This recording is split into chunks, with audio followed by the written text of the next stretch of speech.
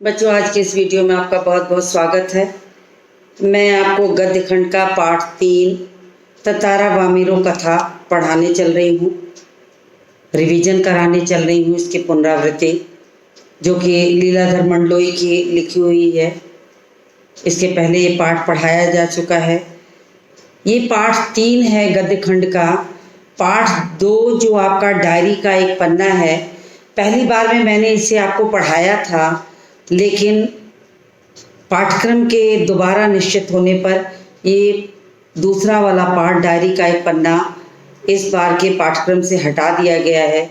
इसलिए मैं इसकी पुनरावृत्ति पुनः नहीं करा रही हूँ और मैं सीधे आपको पाठ 3 पढ़ा रही हूँ गद्य खंड का, ततारा वामिरो कथा। तो बच्चों, मैं आपको बता दूँ कि ततारा वामिरो कथा लीलाधर मंडलोई की कथा है। ये वास्तव में अंडमान निकोबार द्वीप समूह के एक छोटे से द्वीप पर आधारित लोक कथा है। लोक कथा कहते हैं बच्चों, वहाँ के लोगों में जो प्रचलित कथाएं हों, जो उसका वर्णन जो किया गया हो, उसके बारे में लोक कथा कहा जाता है। कि लोगों द्वारा सुनी गई, लोगों के मुँह से कि हाँ पुराने ज़माने में यहाँ ऐसा था वैसा था, ये सोच के, और धीरे धीरे वो कहानी के रूप में उस समाज में फैल गई, तो वहाँ की वो लोक कथा हो जाती है। जहाँ ऐसा माना जाता है कि विद्वेष गहरी जड़ें जमा चुका था, उस विद्वेष को समूल खत्म करने के लिए एक प्रेमी युगल ततारा और वामिरो, जो 2 अलग गांव के हैं, उन्हें आत्म बलिदान देना पड़ा, जिस पे आधारित ये उनकी प्रेम कथा है। कि उनके यहाँ की प्रथा थी कि वे किसी दूसरे गांव में विवाह नहीं कर सकते, और इसके कारण ततारा और वामिरो में जब प्रेम होता है तो विवाह तक की नौबत नहीं आती, और अंततः दोनों को आत्म बलिदान देना पड़ा। मैं कहानी को जब और आगे बताऊंगी तब वो चीज़ें बताऊंगी, आपकी उत्सुकता बनी रहे, इसलिए मैं इतना बता के आगे बढ़ती हूँ कि उन्हें आत्म बलिदान देना पड़ा। और यही इस पाठ का मुख्य विषय है। इनकी प्रेम कथा का जो बलिदान है, वही इस पाठ का मुख्य विषय है। वास्तव में लीलाधर मंडलोई का मानना ये था कि रूढ़ियाँ जब बंधन बनने लगे, रूढ़ियाँ जब आपके लिए बंधन स्वरूप हो जाए, तो उसे टूट जाने में भलाई है। अब यहाँ पर यही दिखाने के लिए लेखक ने इस प्रेम कथा को दिखाया है कि रूढ़ियों में जकड़ा हुआ जो समाज था, वो ततारा और वामिरो को मिलने नहीं देना चाहता था, जिसके चलते उन्हें आत्म बलिदान देना पड़ा। तो तत्कालीन समाज में एक मिसाल तो कायम हुई, लेकिन बिना बलिदान के इस रूढ़ी का टूटना संभव नहीं था। तो यही चीज़ें इस पाठ में बताई गई हैं। तो मैं आपको सारांश के रूप में ये पाठ पढ़ाती हूँ आपको, आप ध्यानपूर्वक सुने। तो मैं आपको बता दूं कि अंडमान द्वीप समूह का अंतिम दक्षिणी द्वीप लिटिल अंडमान, जो पोर्ट ब्लेयर से 100 किलोमीटर दूर है, इसके बाद शुरू हो रहे निकोबार द्वीप समूह का पहला द्वीप कार निकोबार, ये कहानी उसी जगह की है। यानी कि अंडमान द्वीप समूह का एक छोटा द्वीप रहता है लिटिल अंडमान, पोर्ट ब्लेयर के से 100 किलोमीटर दूर का स्थान है, और वहाँ से आगे निकोबार द्वीप समूह शुरू हो रहा है, जिसमें कार निकोबार करके एक जगह है, वहीं की ये कहानी है। निकोबारियों का मानना है कि प्राचीन काल में ये दोनों द्वीप एक साथ जुड़े थे। वहाँ के लोग, पुराने लोगों को ने ये बातें बताई हैं। लोगों का ये मानना है कि ये द्वीप जो थे, दोनों द्वीप, वे एक में जुड़े थे, और कुछ एक घटना के बाद लोक कथा जो बताई उन्होंने आगे, उस कथा को बता के कहा कि इसके बाद इसके 2 टुकड़े हो गए, 2 हिस्से हो गए, ऐसा लोगों ने माना। सदियों पहले की बात है, जब लिटिल अंडमान और कार निकोबार आपस में जुड़े हुए थे। तब वहाँ एक सुंदर सा गांव था।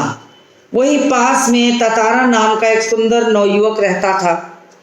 तो ततारा नाम का जो नवयुवक है वहीं पास के गांव में रहता था। बहुत नेक दिल था, लोगों के प्रति उसके अंदर बहुत दया भाव था, बहुत मददगार था लोगों के लिए, किसी को भी मदद के लिए हमेशा तैयार रहता था। वह गांव वालों के ही नहीं, समूचे द्वीप में रहने वाले जो लोग थे उनकी मदद करता रहता था। और त्याग और उसके सुंदर व्यवहार के कारण वो सब जगह चर्चित था। ततारा को सब पसंद करते थे, सभी चाहते थे। मुसीबत के समय वह मदद के लिए हमेशा लोगों के पास भागा भागा पहुंच जाता था। और किसी दूसरे गांव में पर्व त्योहार होता तो भी उसे बुलाया जाता था। उसके आकर्षक व्यक्तित्व और आत्मीय स्वभाव के कारण वो सभी को अच्छा लगता था। उसका व्यक्तित्व बहुत आकर्षक था, स्वभाव बहुत आत्मीय था, लोग उसे पसंद करते थे, उसके साथ आते जाते थे, उसे हर तीज त्योहार पे बुलाते थे। वह अपनी पारंपरिक पोशाक के साथ हमेशा एक लकड़ी की तलवार बांधे रहता था। यानी एक पारंपरिक पोशाक तो उसकी थी ही, उसमें एक लकड़ी की तलवार बांधे रहता था। लकड़ी की होने के बावजूद भी लोगों का ये मानना था कि उसमें एक विलक्षण दैवी गुण था, विलक्षण दैवी गुण था उसके अंदर। वो ये बताना चाहते हैं कि विलक्षण शक्ति थी। वह इसका प्रयोग किसी के सामने न करता, फिर भी लोग उसके साहसिक कारनामों का कारण उसकी अद्भुत तलवार और उसकी अद्भुत तलवार की दैवी शक्ति को ही मानते थे। लोगों का मानना था कि ये देखने में अवश्य लकड़ी की थी, लेकिन इसके अंदर कुछ दैवी शक्ति थी। और ततारा उसे हमेशा अपनी कमर में बांधे रहता था। तो लोगों की रुचि भी इस तलवार के प्रति बहुत हो गई। वो जानना चाहते थे कि इस दैवी तलवार में क्या है। एक बार की बात है कि बड़ा थका हारा सा ततारा एक शाम समुद्र के किनारे टहल रहा था। समुद्र से ठंडी ठंडी हवा आ रही थी। सूरज उस समय डूब रहा था। चिड़ियों की चहचहाहट की आवाज़ सुनाई पड़ रही थी। शांत मन से ततारा एक ओर डूबते हुए सूरज को देखता है। तभी अचानक उसके कान में मधुर गाने की आवाज़ सुनाई पड़ती है। मीठे मीठे गाने का स्वर सुनाई पड़ता है। ततारा बहुत थका था, बड़ी बेचैनी से समुद्र के किनारे पर टहल रहा था। उसके मन में विचार उमड़ घुमड़ रहे थे और उसी समय उसी क्षण उसके कानों में एक मधुर संगीत की आवाज़ पड़ती है।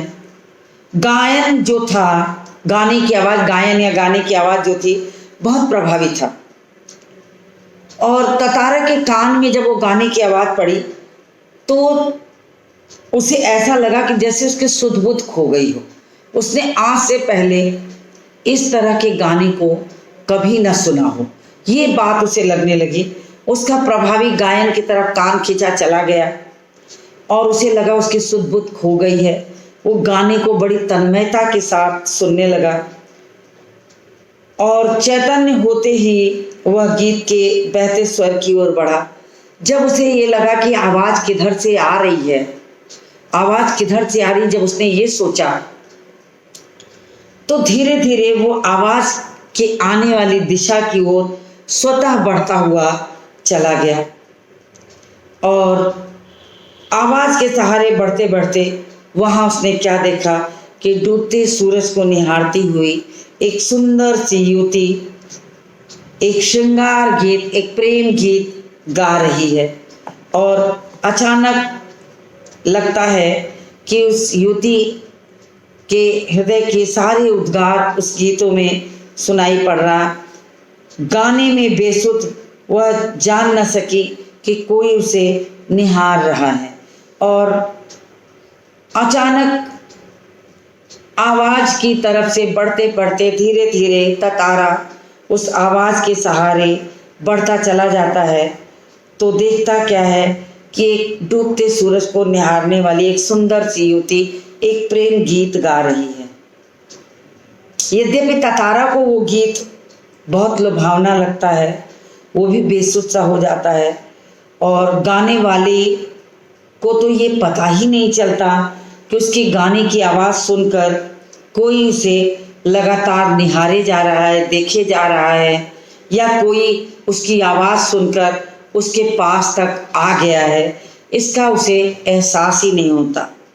कहने का तात्पर्य कि वो गाना इतनी तन्मयता से गा रही है कि आसपास आने जाने वाले कोई उसे देख रहा है, इसका उसे तनिक भी आभास नहीं होता। कि अचानक एक लहर द्वारा भिगो दिए जाने से उसका गाना बंद हुआ। अचानक समुद्र की एक ऊंची सी लहर आई और वो उसे भिगो कर चली जाती है।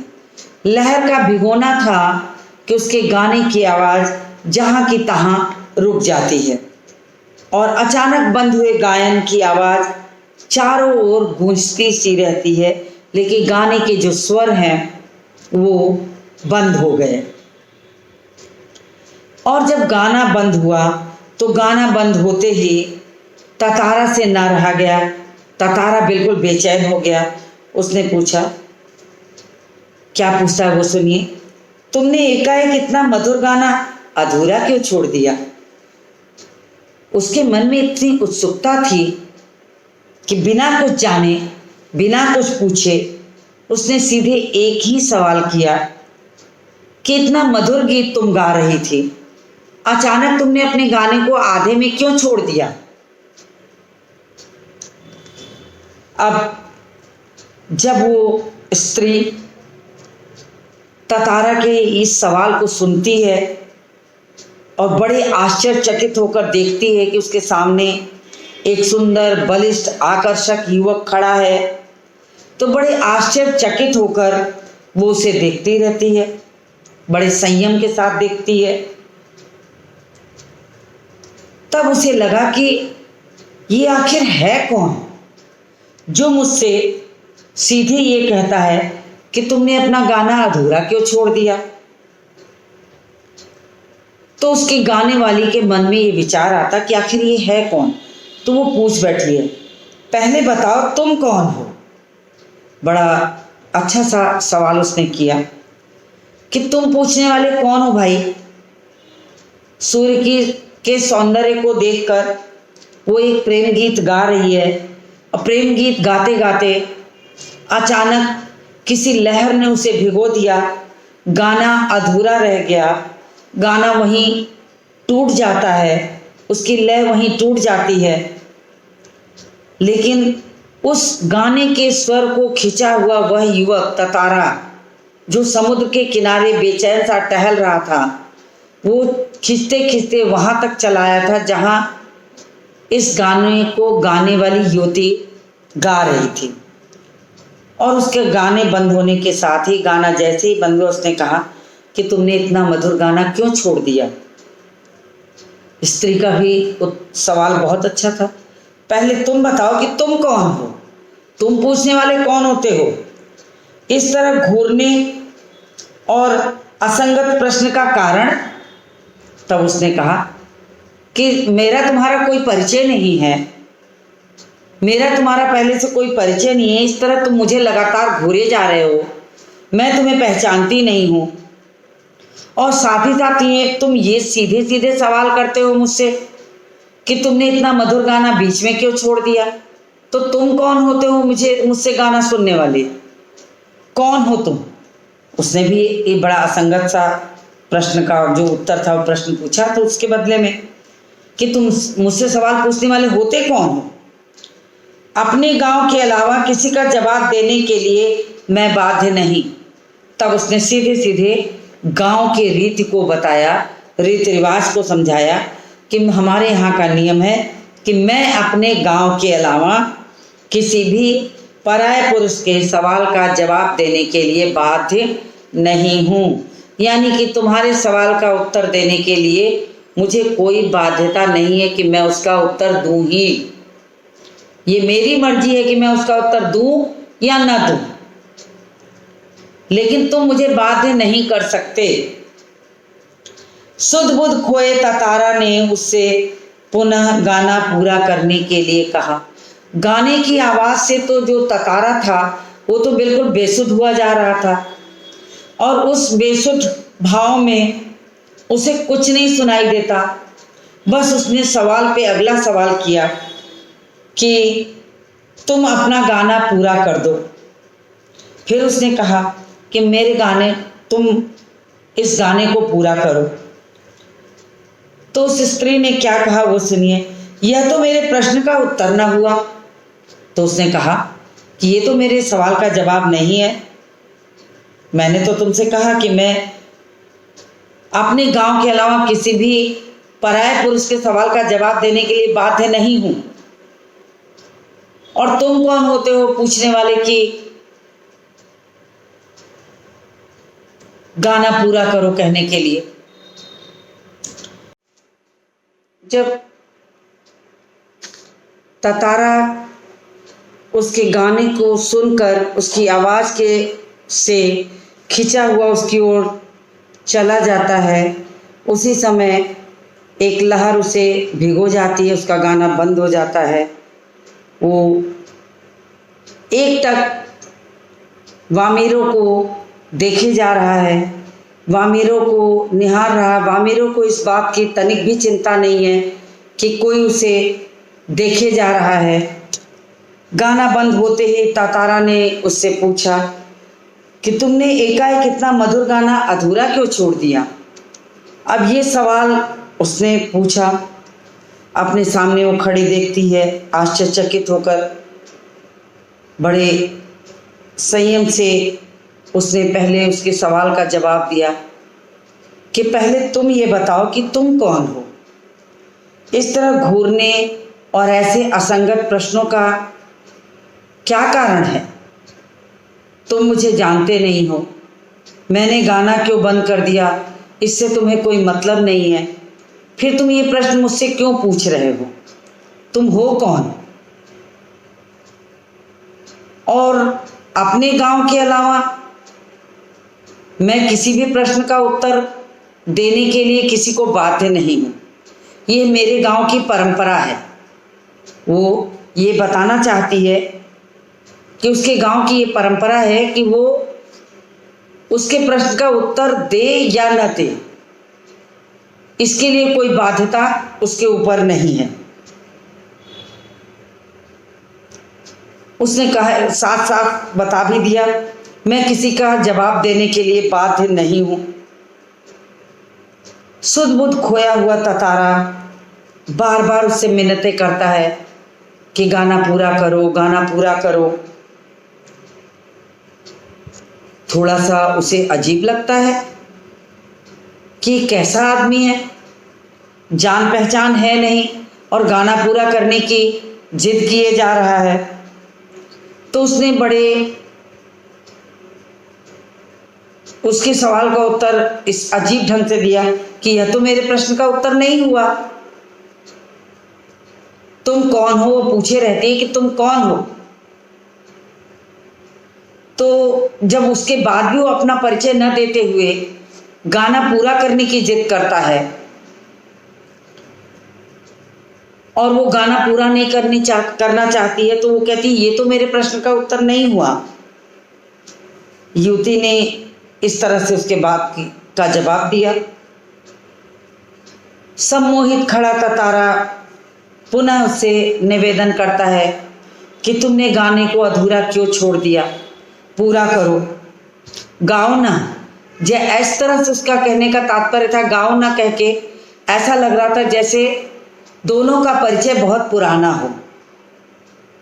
युवती झुंझला उठी। जब वो कई बार उसने कहा गाओ ना, तो युवती झुंझला उठती है। उसने बड़े गुस्से में आके बड़े ढीठता से कढ़ाई के स्वर से कहा, ढीठता की हद है, गीत गाओ, गीत गाओ। आखिर क्यों?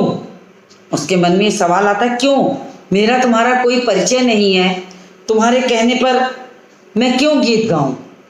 क्या तुम्हें गांव का नियम नहीं पता? क्या तुम हमारे यहाँ एक परंपरा से अपरिचित हो? इतना कहकर वो मुड़ती है तेजी से और लपाती की ओर भागती हुई चली जाती है। उसे भागते जब देखता है तो ततारा ने बड़े निवेदन पूर्वक तरीके से उससे नाम पूछा कि अपना नाम तो बता दो। ततारा के स्वर में बहुत विनय था, विनम्रता। सच्ची विनय को देखते हुए उसने उसकी आवाज को महसूस किया और उसे लगा ये सच्ची विनम्रता उसके हृदय से निकल रही है कि अपना नाम बता दो। तो सब कुछ न चाहते हुए भी उसके सवालों का जवाब न देते हुए भी अचानक जब उसकी विनम्रता से उसने पूछा कि नाम बता दो, तो वह बोल पड़ती है, कह पड़ती है वामीरो। उसके मुंह से निकल जाता है। वो भागते हुए जाती रहती है और आवाज में, उसी आवाज, भागती हुई आवाज में कह देती है वामीरो। एक रस घोलती सी, जैसे लगा कि एक मधुर सी आवाज ततारा को कानों में गूंज उठती है, वामीरो वामीरो वामीरो गूंजने लगती है और अंततः उसके मुंह से निकल पड़ता है वामीरो। कितना सुंदर नाम है वामीरो। जैसे उसके मुंह से निकला उसने अपना अगला सवाल भी तुरंत पूछ लिया, कल फिर आओगी ना? उसने तुरंत उससे पूछा कि कल फिर आओगी ना? ततारा का जो स्वर था उसमें उसकी विनम्रता जो थी वो झलक रही थी। एक याचना थी, एक निवेदन था पुनः आने के लिए, पुनः मिलने के लिए। क्योंकि ततारा का अंतर्मन उस आवाज के साथ बंधा हुआ वामीरो के साथ, लपाती की ओर भागती हुई वामीरो के साथ चला गया था। बस उसने अपनी आवाज में अपना निवेदन दोहराया कि कल भी आओगी ना यहाँ, कि दोबारा तुम कल यहाँ आना, मैं तुम्हारी प्रतीक्षा करूँगा। ये वो कहती है, ये उसे बताती है कि तुम कल दोबारा आना, मैं तुम्हारी यहाँ प्रतीक्षा करूँगा।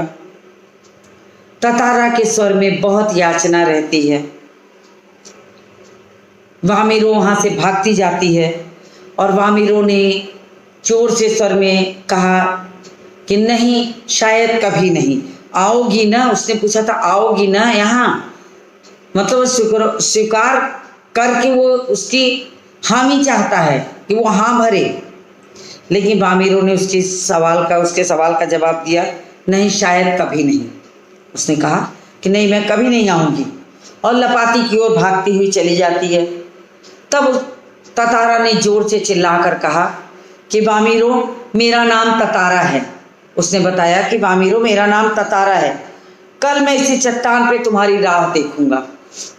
पूरे दृढ़ निश्चय के साथ उसने अपनी बात रख दी कि तुम भले कहो कि तुम नहीं आओगी, लेकिन कल मैं यहाँ इसी जगह पर इसी समय तुम्हारी प्रतीक्षा करूँगा, मैं तुम्हारी प्रतीक्षा करूँगा। ये बात उसने अपने स्वर में अच्छी तरह कह दी।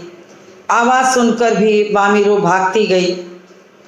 ततारा बस उसे निहारता रहा, देखता रहा। भागती हुई वामीरो को वो तब तक देखता रहा जब तक उसकी छाया भी उसे दिखाई देती है, और चुपचाप खड़ा उसे निहारता रहा। वामीरो जब घर पहुंचती है तो उसे एक अजीब सी बेचैनी लगती है कि एक अनजान युवक ने उसके साथ क्षण भर में कैसा प्रेम संबंध बांध दिया जिसका उसे पता भी नहीं चलता। वो तो एक मधुर से प्रेम गीत को गाने के लिए बड़ी तन्मयता से गाए जा रही है, और उसकी आवाज को सुनकर, उसकी आवाज की मधुरता को सुनकर वो निरंतर आगे बढ़ता आ रहा था उसी आवाज के सहारे, और एक टक उसे निहारते हुए उसके गाने को सुनता है। ये प्रेम संबंध अनजाने ही उस आवाज के माध्यम से कब बढ़ गया इसे न ततारा समझ पाता है और न वामीरो। वामीरो जब घर पहुंचती है तो उसका मन बिल्कुल अशांत है। उसे लगता है कि उसे कहीं शांति नहीं मिल रही है। उसके भीतर जैसे ततारा से कहीं दूर भाग जाने की इच्छा मन में आती है, छटपटाहट आती है। फिर उसका मन उसी ततारा की ओर खिंच जाता है। उसे खुद को ये लगने लगता है कि उसकी ये छटपटाहट बिल्कुल झूठी है। अंतर मन ततारा की ओर भागता है और वो अपने शरीर और मन से बाहर निकलना चाहती है, लेकिन उसका मन इसके लिए तैयार नहीं है। वो ततारा से मुक्त हो चाहते हुए भी नहीं हो सकती। उसके कानों में बस वही आवाज़ गूंजती रहती है, वामीरो मेरा नाम ततारा है। वो अपना परिचय वामीरो को दे देना चाहता है कि ताकि दोनों का परिचय हो जाए और संभवतः इसी जान पहचान की अगली कड़ी में वामीरो पुनः उस चट्टान पर उससे मिलने आ जाए। उसका मन कहीं नहीं लगता, कहीं भी नहीं लगता। अन्यत्र वो जाना चाहती है कि कहीं और जगह पे वो चली जाए, लेकिन उसका मन नहीं लगता। उसे लगता है कि वो अपने आप को चाह के भी नहीं दूर ले जा पा रही है। उसके आंखों के सामने ततारा का याचना भरा जो चेहरा है वो घूमता रहता है। यद्यपि उसने ततारा की बहुत सारी अद्भुत कहानियाँ सुन रखी थी, उसके मन में ततारा का जो बेहद शांत, सभ्य, भोला भाला चेहरा जो उसने कभी अपने जीवन साथी के लिए सोच रखा था, वही स्वरूप उसको ततारा में दिखता है। और उसका मन ततारा के प्रेम डोर में लगातार कसता चला जा रहा है।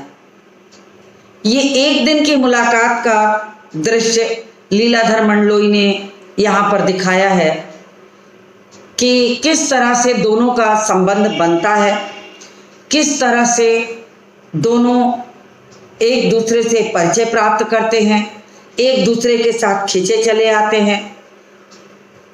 वामीरो ने जिस जीवन साथी की कल्पना की थी, उसका साकार स्वरूप ततारा में उसको दिखाई पड़ता है। ठीक ततारा की तरह का ही रूप उसने अपने हृदय में रखा था। यद्यपि वो इस बात को भी जानती थी कि उसके गांव की परंपरा बिल्कुल अजीब है। उसे किसी दूसरे गांव के युवक से प्रेम करने का अधिकार नहीं है, विवाह करने का अधिकार नहीं है। फिर भी उसकी आंखों के सामने ततारा का जो याचनापूर्ण हृदय, उसका चेहरा दिखाई पड़ता था। सारी परंपराओं के विरुद्ध होते हुए भी उसकी आंखों के सामने वो चेहरा घूमता रहता है। वो उसे भूल नहीं पाती है और इसी उधेड़पुन में वो अपनी किसी तरह रात व्यतीत करती है और ये निर्णय नहीं ले पाती कि उसे क्या करना है, उसे जाना है कि नहीं जाना है। ततारा की भी वही स्थिति थी। ततारा भी उसके प्रेम में बंधा पूरी रात किसी तरह व्यतीत करता है और मन उसकी ओर खिंचा चला आता है कि कब दूसरा दिन हो, कब शाम हो, कब वो लपाती की उसी चट्टान पर पहुंचे और कब फिर पुनः वामीरो आए, वो उसे देखे, मिले। लेकिन एक रात का जो फासला था वो जैसे दोनों के लिए ही बहुत भारी हो गया था। वो चाह के भी अपने हृदय के भाव को उसके सामने रख नहीं पाया था। आधी बात के दौरान ही वामीरो लपाती की ओर भागती चली आती है। उसके कान में उसके कान में ततारा की आवाज़ और आंख के सामने ततारा का चेहरा, याचनापूर्ण शब्द, उसकी विनम्रता, उसकी सादगी, उसका भोलापन जैसे उसकी आंखों के सामने दिखाई पड़ता है। वो हर तरह से बेचैन रहती है। वो चाहती है कि वो दूसरे दिन किसी भी तरह से वो चट्टान पे नहीं जाएगी, लेकिन उसका मन एक क्षण के लिए भी अपने आप को ततारा से अलग नहीं कर पाता। तो बच्चों, मैंने आपको यहाँ तक की जो कथा है, कहानी है, इस लोक कथा को आपको पढ़ाया, जो अंडमान और निकोबार की कथा है लीलाधर मंडलोई की, वो मैंने आपको बताया। उसके पीछे जो कथा है द्वीप के 2 हिस्सों में बंटने की, वो जुड़ी हुई है, जो मैं पाठ के दूसरे वीडियो में, जब नया वीडियो लेके आपके सामने आऊँगी तो इसके अंश को पूरा करूँगी। अभी मैं यहीं तक के पाठ के कथा को आपको बताई हूँ। तो यहाँ तक की कहानी आपको अच्छी तरह से समझ में आ गई होगी। आगे के अंश को लेकर पुनः मैं आपसे मिलूँगी और अगले वीडियो में मैं इस कहानी के सारांश को पूरा करूँगी। आप देखेंगे कि इस कहानी में दोनों के आत्म बलिदान ने किस तरह से वहाँ की रूढ़ी और परंपराओं को तोड़ दिया। तो आज मैं वीडियो को यहीं समाप्त करती हूँ और आपसे मिलती हूँ अगले वीडियो में।